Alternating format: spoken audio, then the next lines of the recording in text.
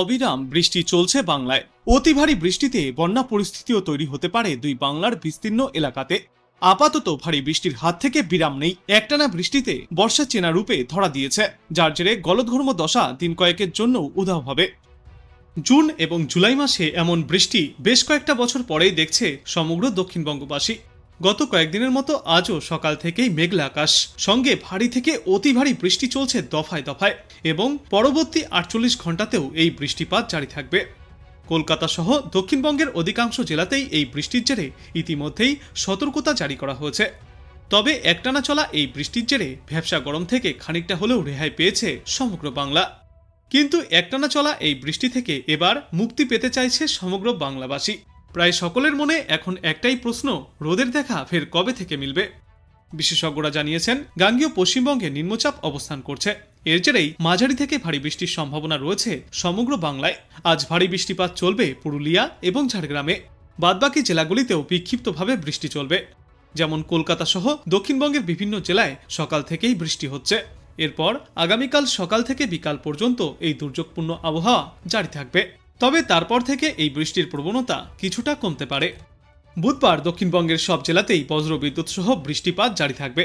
তবে ভারী বৃষ্টির সতর্কতা অতটা আর থাকবে না, হালকা থেকে মাঝারি বৃষ্টি চলবে।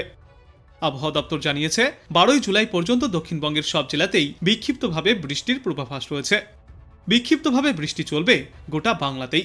দুই মেদিনীপুর, হাওড়া, হুগলি, উত্তর 24 পরগনা, দক্ষিণ 24 পরগনা, বাঁকুড়া, পুরুলিয়া, পশ্চিম বর্ধমান, বীরভূম, মুর্শিদাবাদ এবং নদিয়া সহ কলকাতা এবং পার্শ্ববর্তী এলাকাগুলিতে কম বেশি বৃষ্টি চলবে।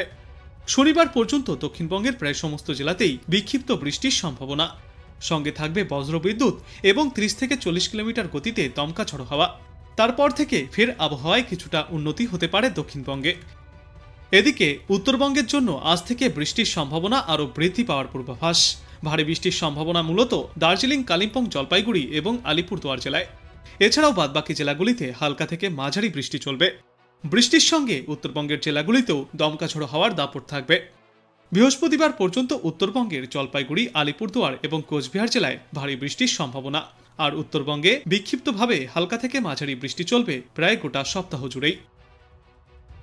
আজ বাংলাদেশ আবহাওয়া দপ্তর সূত্রে জানা যাচ্ছে, গাঙ্গেয় পশ্চিমবঙ্গ এবং তৎসংলগ্ন এলাকায় একটি লঘুচাপ অবস্থান করছে। মৌসুমী বায়ুর অক্ষের বদ্ধিতাংশ রাজস্থান, মধ্যপ্রদেশ, বিহার, লঘুচাপের কেন্দ্রস্থল ও বাংলাদেশের দক্ষিণা অঞ্চল হয়ে আসাম পর্যন্ত বিস্তৃত রয়েছে। এর একটি বদ্ধিতাংশ উত্তর বঙ্গোপসাগর পর্যন্ত বিস্তৃত। মৌসুমী বায়ু বাংলাদেশের দক্ষিণাংশে সক্রিয় এবং অন্যত্র মোটামুটি সক্রিয় ও উত্তর বঙ্গোপসাগরে প্রবল অবস্থায় রয়েছে। আজ ঢাকা, খুলনা, বরিশাল, চট্টগ্রাম, ময়মনসিংহ ও সিলেট বিভাগের অধিকাংশ জায়গায় এবং রংপুর ও রাজশাহী বিভাগের অনেক জায়গায় অস্থায়ীভাবে দমকা হাওয়া সহ হালকা থেকে মাঝারি ধরনের বৃষ্টি বা বজ্র বৃষ্টিপাত হতে পারে। সেই সাথে ঢাকা, খুলনা, বরিশাল ও চট্টগ্রাম বিভাগের কোথাও কোথাও মাঝারি ধরনের ভারী থেকে অতি ভারী বর্ষণ হতে পারে। সারা দেশে দিনের তাপমাত্রা সামান্য কমবে এবং রাতের তাপমাত্রা প্রায় অপরিবর্তিতই থাকবে।